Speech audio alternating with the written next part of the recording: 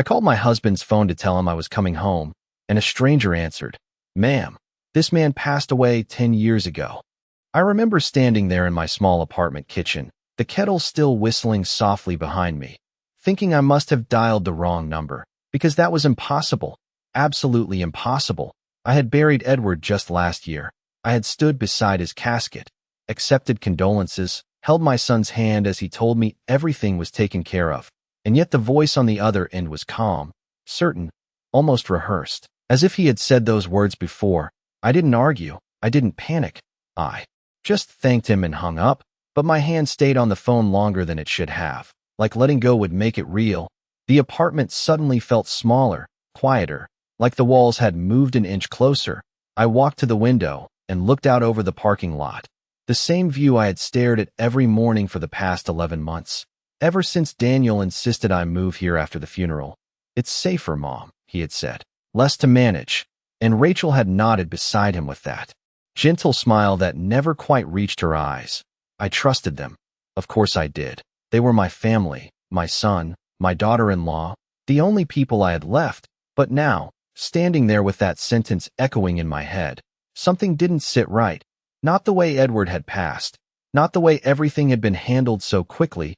Not the way I was told not to worry about the details. I set the phone down on the counter and turned off the stove. The silence that followed was heavy, deliberate, like it was waiting for me to catch up. I told myself there had to be a mistake, a simple mix-up. Maybe the number had been reassigned. Maybe the man misunderstood. But even as I thought it, I could feel a quiet unease settling in my chest, slow and steady. I picked up the phone again and stared at the call log. Edward's name still saved the way it had always been. I hadn't changed it, couldn't bring myself to. And for a moment I almost called again, almost asked more questions, but something stopped me, something colder, more cautious. Instead I opened my laptop, my hands moving without hesitation now, and searched the address of the house we had lived in for over 30 years, the place where we raised Daniel, where every wall held a memory. The listing came up almost instantly. Bright photos, new paint, unfamiliar furniture, and a line of text that made my breath catch. Sold 10 years ago. I read it once, then again, slower this time, as if the words might rearrange themselves into something that made sense. But they didn't. They stayed exactly as they were, quiet and undeniable. And that was the moment I realized this wasn't a misunderstanding. This wasn't a wrong number or a simple mistake. Something had been hidden from me, something important. And for the first time since Edward's funeral, I felt something other than grief. I felt clarity, sharp and unsettling, and I knew I wasn't going to find answers sitting in that apartment. I closed the laptop gently, picked up my phone, and booked a one-way ticket back home. Because whatever the truth was, it wasn't waiting for me here. I did not sleep that night, not even for a minute. I lay in bed staring at the ceiling of that small apartment, replaying every detail I had accepted without question over the past year. The funeral, the closed casket, the way Daniel had gently insisted it was better for me not to see Edward like that, the way Rachel had stepped in at every moment, handling the paperwork, the phone calls, even the conversations with the doctor. I had told myself they were protecting me, that they were being kind. But now those memories felt different, colder, like pieces of a puzzle that no longer fit together the way I thought they did. By morning I was already dressed, my suitcase packed with more care than urgency. As if I were going on a trip I had planned for weeks instead of something I decided in the span of a single phone call. The drive to the airport felt longer than usual. Every red light stretching just a little too long, every mile giving me more time to think. And the more I thought, the quieter I became, not panicked, not emotional, just focused. The kind of focus that comes when something deep inside you starts to understand before your mind fully catches up. The flight back to Ohio was just under 3 hours. I sat by the window and watched the clouds pass beneath me, white and endless. And for a moment, I wondered how many times I had flown over my own life without seeing what was really happening below. When we landed, the air felt familiar, heavier somehow, carrying the scent of a place that had once been home. I rented a car and drove straight to the neighborhood. The streets had not changed much. The same oak trees lined the sidewalks. The same corner store still stood at the end of the block. But when I turned onto my street, something shifted, not in the houses, not in the pavement, but in me. The house was still there, exactly where it had always been, but it did not feel like mine anymore. The curtains were different, the paint on the front door a shade I would never have chosen, and there was a small garden out front that I did not recognize. I parked across the street and sat there for a moment, my hands resting on the steering wheel, steady. I was not trembling. I was not afraid. I was simply taking it in, letting the reality settle into place. Then I stepped out of the car and walked up the familiar path, each step measured, deliberate. I rang the doorbell once and waited. I could hear movement inside, footsteps that did not belong to anyone I knew. And when the door opened, a young woman stood there, maybe in her early 30s. Her expression polite but cautious, as if she had been expecting a delivery. Not me. I smiled gently and said, "I am sorry to bother you, but I believe there has been some kind of mistake. This is my house." She blinked, just once, then shook her head with a small apologetic smile. "I think you might have the wrong address. We bought this house about 10 years ago." The words landed softly, almost kindly, but they carried a weight that pressed against my chest. I did not argue. I did not raise my voice. I simply nodded and asked if she would mind showing me the paperwork. Something in my tone must have convinced her, because she hesitated only briefly before stepping aside and inviting me in. The house smelled different, cleaner, newer, stripped of the life I remembered. And as she walked to a drawer in the living room, I noticed how every trace of my past had been carefully erased. She handed me a folder, and I opened it slowly, my eyes moving across the page until they stopped on a name I knew better than my own.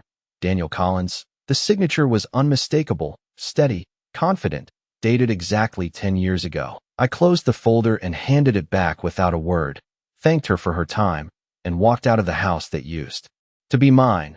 But as I reached the sidewalk, I realized something important. This was not confusion. This was not coincidence. This was a decision, one that had been made long before I ever realized anything was wrong. And for the first time, I understood that whatever Daniel and Rachel had done, they had never expected me to come back. I did not get back into the car right away. I stood there on the sidewalk, looking at the house that no longer belonged to me, trying to understand how 10 years of my life could disappear without leaving a single trace behind. The air felt still, almost too still, as if the entire street had decided to keep a secret from me. I walked slowly to the end of the block, past the mailbox where I used to collect letters every afternoon, past the neighbor's fence where Edward once spent an entire weekend repairing a loose panel. Everything looked the same, and yet none of it felt familiar anymore. It was like walking through a photograph of a life I no longer recognized. I reached the corner and stopped, taking a breath that felt heavier than it should have. Then I pulled out my phone and scrolled through my contacts until I found Daniel's name. My thumb hovered over it for a moment, not because I was afraid, but because I already knew something had changed between us in a way that could not be undone. I pressed call and held the phone to my ear. It rang twice before he answered. His voice sounded normal, casual, like any other day. "Hey, Mom. Everything okay?" I did not respond right away. I let the silence sit between us for a second longer than usual. Then I said, "Daniel, I am standing outside the house." There was a pause, not long, but long enough for me to notice. "What do you mean?" he asked, his tone shifting just slightly, careful, measured.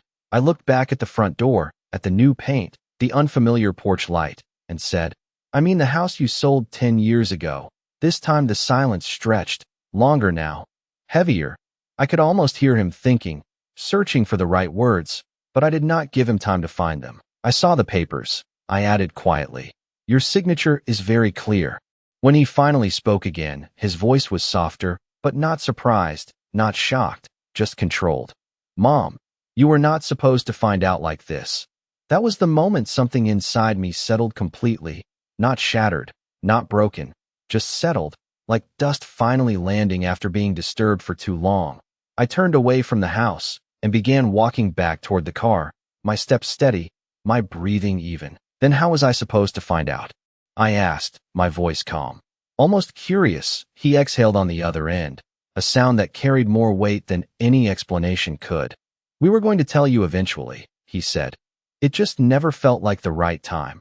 I stopped walking, not because I was overwhelmed, but because I wanted to hear him clearly, every word, every pause. 10 years, Daniel," I said. You sold your father's house 10 years ago, and you thought there would be a right time to tell me. He did not answer that question directly. Instead, he shifted, the way people do when they are trying to move past something uncomfortable. Mom, things were complicated back then. Dad made some decisions. Rachel and I had to handle everything. You were going through a lot. I let his words pass through me without reacting, because they did not explain anything. They only confirmed what I was beginning to understand, that I had been managed, directed, carefully kept away from something I was never meant to see. I want you to meet me, I said finally. Today. Another pause, shorter this time. Where? He asked, and I could hear it now, beneath the calm, a trace of tension. At the old office, I replied. Your father's lawyer. This time he did not answer right away. The silence stretched again, but this time it felt different, sharper, like a line being drawn. And when he finally spoke, his voice had lost some of its ease. Mom, that is not necessary. I looked down at the keys in my hand, the rental car waiting just a few steps away, and said quietly, I think it is. Then I ended the call before he could respond. I stood there for a moment longer, letting the quiet settle around me. And for the first time since this began, I was not searching for answers. I was preparing to hear the truth. I parked outside the old office building and sat there for a moment, my hands resting quietly in my lap. The sign above the entrance still read Harrison and Cole Legal Services, the same firm Edward had trusted for over 30 years, the same place where every important decision of our lives had been written down and made official. I stepped out of the car and walked toward the glass doors, the sound of my shoes against the pavement steady and deliberate. Inside, nothing had changed. The same reception desk, the same framed certificates on the wall. Even the faint scent of paper and polish felt familiar. The young woman at the front desk looked up and smiled politely, but I could see the brief flicker of confusion in her eyes as she tried to place me. I gave her my name and asked if Mr. Harrison was still available. She hesitated for a second before nodding and asking me to take a seat. I sat down in one of the chairs along the wall, folding my hands together, waiting, not impatient, not anxious, just ready. After a few minutes, a door down the hallway opened and a man stepped out. Older now, his hair more gray than I remembered, but his posture still straight, his expression still careful. When he saw me, he stopped mid-step, just for a moment, and that was all I needed to see. Recognition, surprise, and something else beneath it. Something he tried to hide, but could not quite manage. He walked toward me slowly. Margaret, he said, his voice lower than before, measured. I stood up and nodded. It has been a long time, I replied. He glanced briefly toward the reception desk, then back at me, and gestured toward his office. Please, come in. The room looked almost exactly as it had years ago. The same desk, the same shelves lined with thick binders, the same window overlooking the street. I took a seat across from him and placed my purse neatly on my lap. He remained standing for a moment, as if deciding where to begin, then finally sat down, folding his hands together on the desk. I was not expecting to see you, he said carefully. I met his gaze without hesitation. I imagine there are a lot of things you were not expecting, I replied. There was a brief silence, not uncomfortable, but heavy, like both of us understood that whatever came next would not be simple. I went to the house, I continued. I saw the paperwork. His expression shifted slightly, not shocked, not defensive, just resigned. I see, he said quietly. I leaned forward just enough to close the distance between us, not aggressively, but with purpose. I would like you to explain something to me, I said. How was my husband able to pass away 10 years ago, sell our home, and yet somehow be buried last year? The question settled in the room, and for a moment he did not answer. His eyes moved briefly to the files on his desk, then back to me, as if weighing how much to say. Margaret, he began slowly. There are documents, agreements, decisions that were made during that time, some of which you were not directly involved in. I did not interrupt him. I simply listened, letting him continue. Your husband made certain arrangements before his death, he added. Arrangements that were complicated. I felt a faint shift inside me, not confusion, not doubt, but clarity sharpening. Complicated enough to remove me from every part of my own life. I asked, my voice calm, steady. He exhaled quietly. The kind of breath that comes when there is no simple way to continue. You were not meant to be removed, he said. You were meant to be protected. I let that word sit between us for a moment, then gave a small nod. Protected from what? I asked. This time he did not answer immediately. Instead, he reached for a folder on the side of his desk, hesitated for just a second, and then placed it in front of me, his hand resting on top of it, as if it carried more weight than paper alone. From what your husband knew was coming, he said quietly. And that was the moment I understood that whatever truth I was about to uncover was not something that had been hidden by accident. It had been planned. I looked down at the folder, but did not open it right away, my hands resting lightly on the edge of the desk, as if I needed a moment to let the weight of his words settle into place. From what your husband knew was coming, I repeated quietly, not as a question, but as something I needed to hear again in my own voice. Mr. Harrison nodded once, his expression steady but guarded, like a man who had carried a secret for too long and was now deciding how much of it to release. I finally placed my fingers on the folder and opened it slowly, careful not to rush.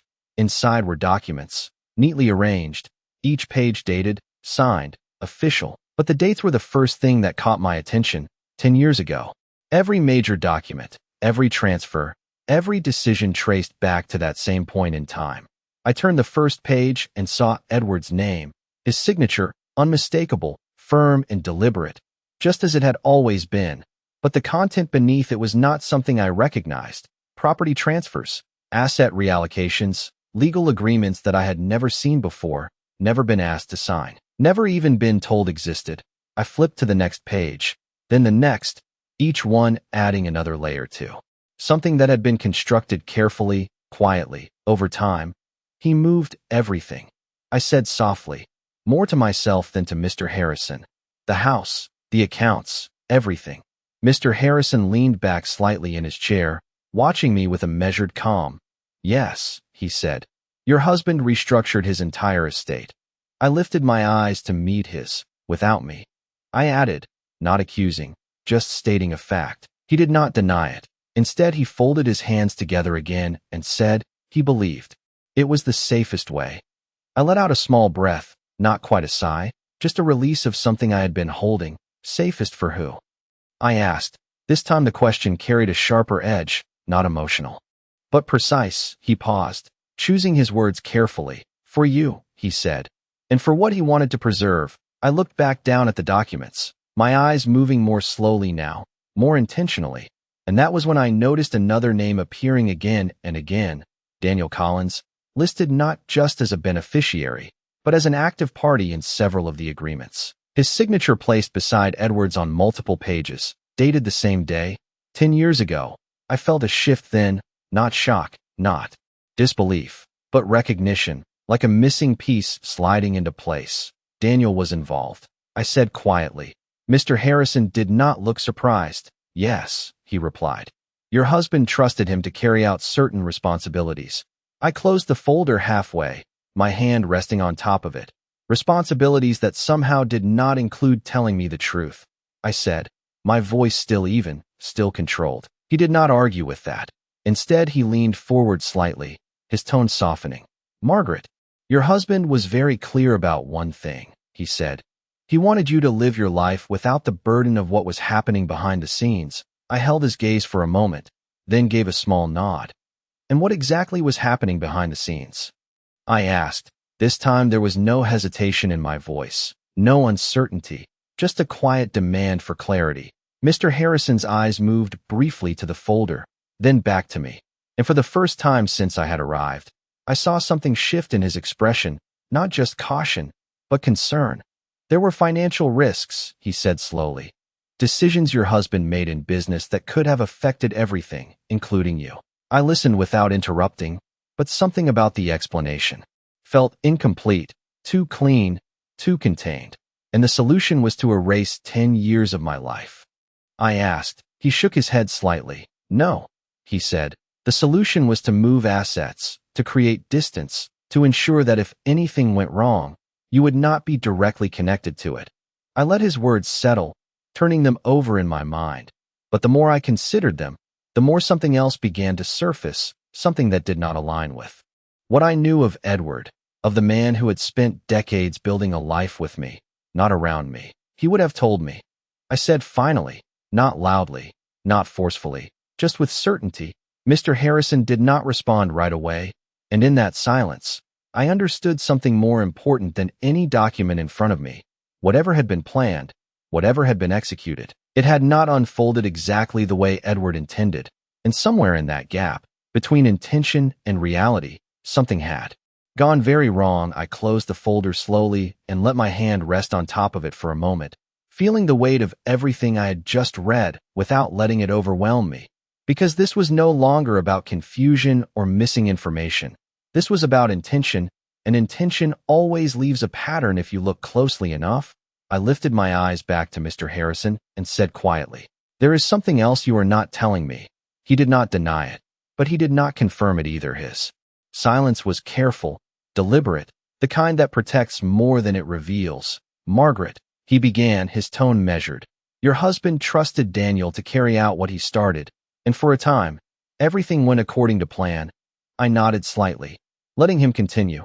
"But plans can change," he added, and that was the first honest sentence I had heard since I walked into that office. I leaned back in my chair, not in defeat, but in clarity. "And Rachel?" I asked. His expression shifted almost immediately, just a fraction, but enough for me to notice. "What about her?" he replied, as if her name had not already been written between every line of those documents. I held his gaze and said, "She was not part of my husband's plan." This time he hesitated, not long, but long enough to confirm what I already knew. "No," he said finally, "she was not." I felt something settle deeper inside me. Not anger, not even disappointment, just recognition. The kind that sharpens your understanding of everything that came before. "Then she became part of it later," I said, and he did not correct me.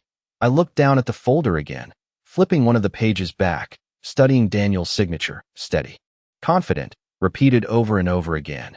And I thought about the boy he used to be, the one who could not sleep without leaving his bedroom door open, the one who would sit at the kitchen table while I made breakfast and ask me questions about everything. That boy had trusted me with every small truth in his world. And now I was sitting here realizing that the man he had become had learned how to hide an entire decade from me without hesitation. "When did it change?" I asked quietly, not looking up this time. Mr. Harrison did not answer immediately, and when he did, his voice carried a different weight, something closer to concern than caution. "After your husband passed," he said, "Daniel was left in full control of the estate.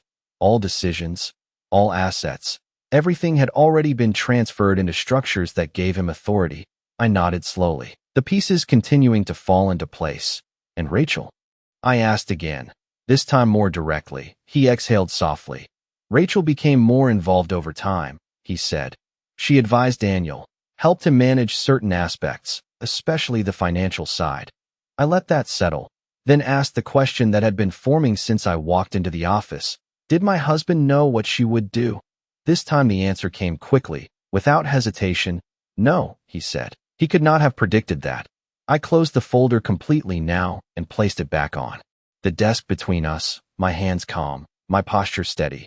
"Then whatever this was supposed to be," I said, "it stopped being his plan a long time ago." Mr. Harrison did not argue with that, because there was nothing to argue. The truth had already shifted. It was no longer about protecting me from some distant risk. It was about understanding how that protection had been turned into something else entirely, something controlled, something deliberate, something that had kept me at a distance, not for my safety, but for someone else's benefit. I stood up slowly, not in a rush, not in anger, just in decision. Mr. Harrison watched me carefully, as if he understood that whatever came next would not involve him. "There are more documents," he said quietly. "Things you have not seen yet." I nodded once. "I am sure there are," I replied, picking up my purse. "But I think I know where to find the rest of the truth." I turned toward the door, then paused just long enough to look back at him.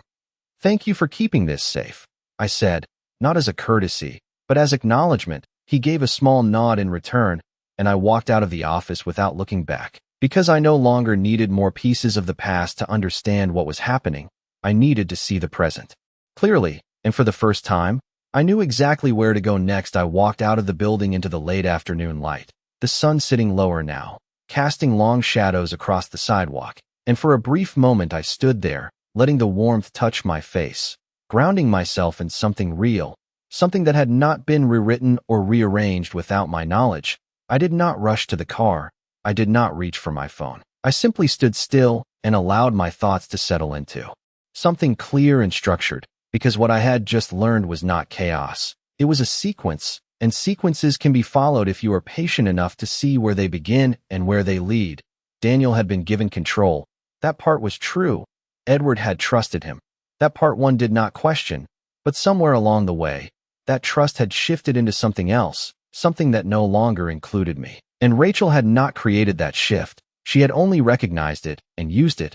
I started walking toward the car slowly, my steps measured, my mind already moving ahead, not toward the past, but toward the next conversation, the one that would not take place in an office or over the phone, but face to face, where silence could no longer be used as a shield. The drive to Daniel's house took about 20 minutes, familiar roads, familiar turns, but I noticed things differently now, the distance between places, the time it took to get from one point to another, the small details I had overlooked before. It all felt sharper, more defined, as if I had stepped into a version of my life where nothing could be taken at face value anymore. When I pulled into the driveway, I did not hesitate. I turned off the engine, picked up my purse, and stepped out of the car with the same calm I had carried all day. The house was larger than the one we used to have, newer, more modern. Everything about it suggested success, stability, control.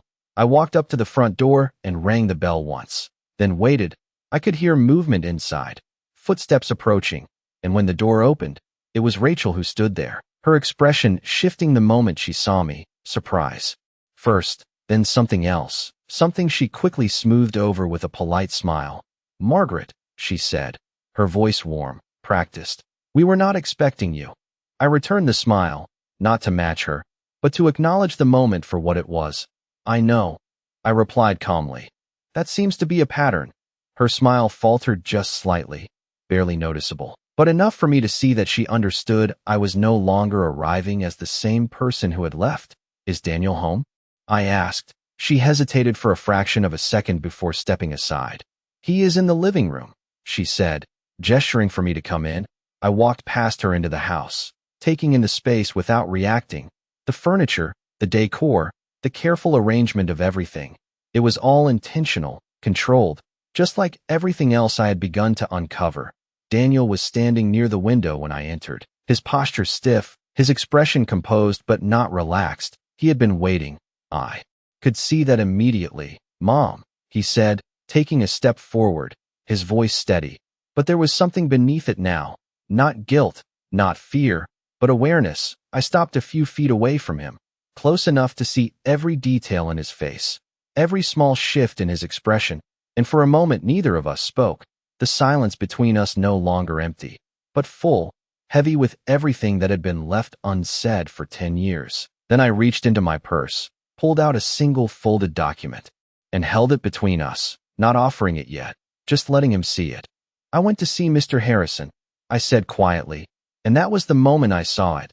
The first real crack in his composure, small, but undeniable, and I knew then that whatever came next, he would not be able to control it the way he had before. I watched the change in his face and did not look away, because this time I wanted him to feel what it was like to be seen clearly, without excuses, without distance, without the quiet permission he had taken for years.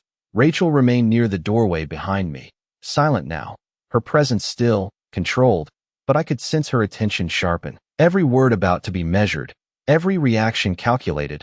I held the document a little higher, just enough for Daniel to recognize the header, the firm's name printed clearly across the top, and I saw his eyes flicker toward it before returning to mine. "You should sit down, Mom," he said, his voice calm, almost gentle, but there was a carefulness in it now, a tone he had learned somewhere along the way. I shook my head slightly. "I am fine right here," I replied, my voice steady, not raised, not emotional, just certain. He nodded once, as if adjusting to the new terms of the conversation, and took a slow breath. "What did he tell you?" he asked. I did not answer immediately. Instead, I unfolded the paper in my hand and glanced down at it briefly. not because I needed to read it again, but because I wanted him to see that I could, that I understood more than he expected. Then I looked back up and said, "He told me enough."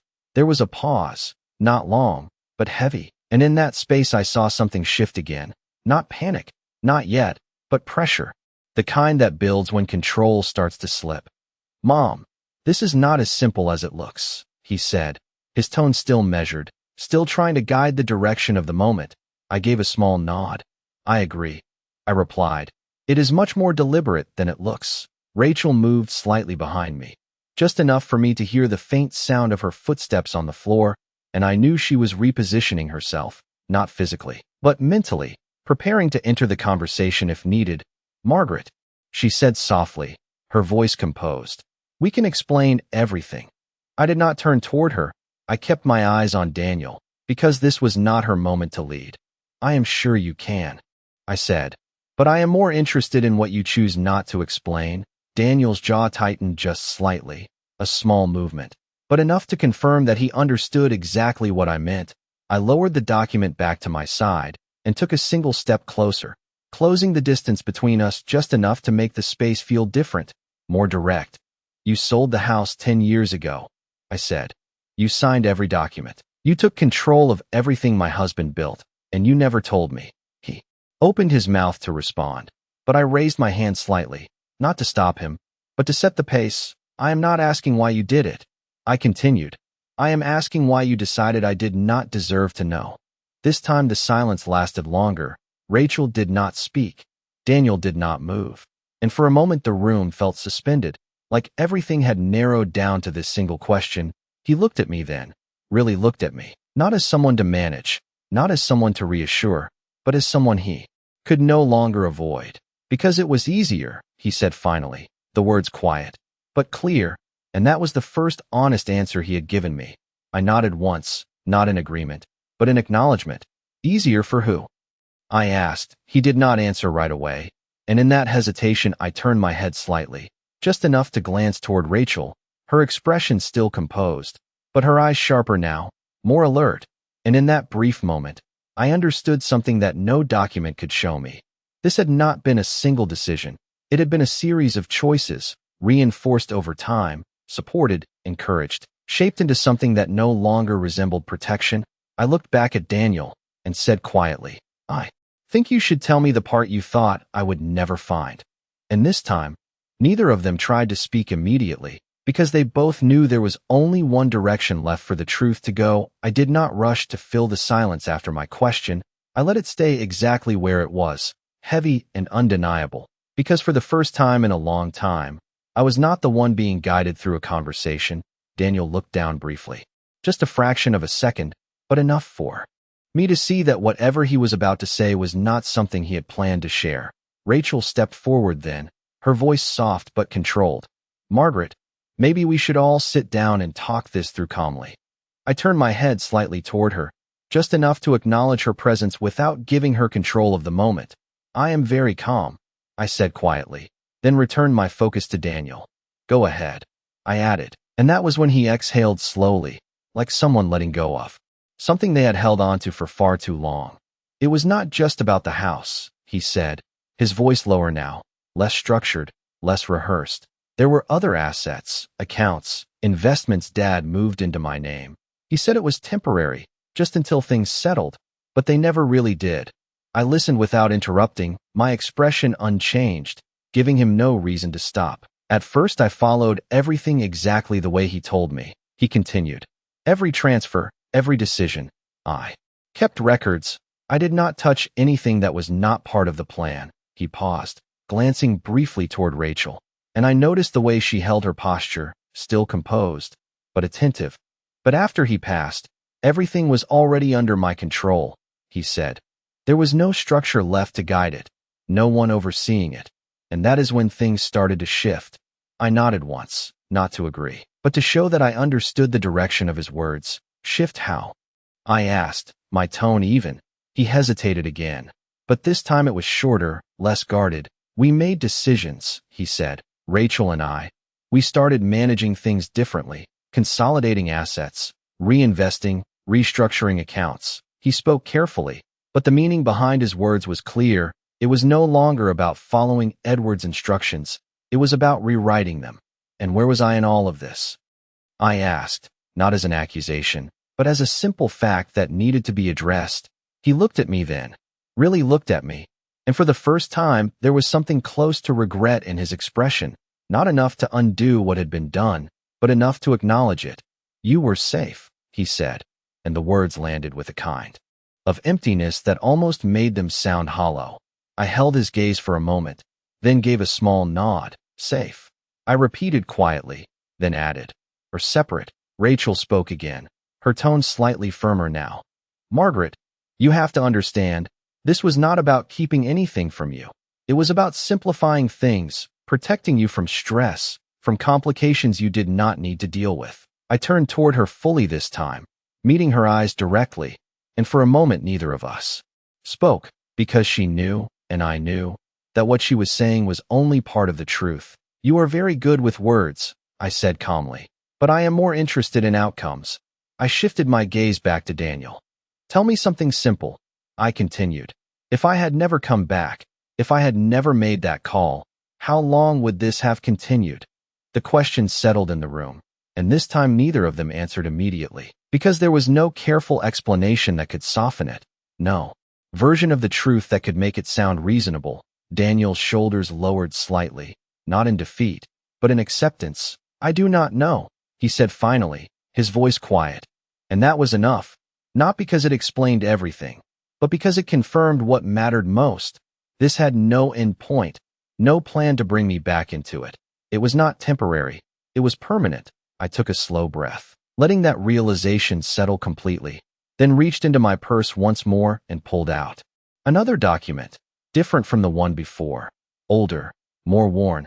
I unfolded it carefully and placed it on the table between us, my hand resting lightly on the edge. Your father did tell me something, I said quietly. Something he made me promise to keep safe.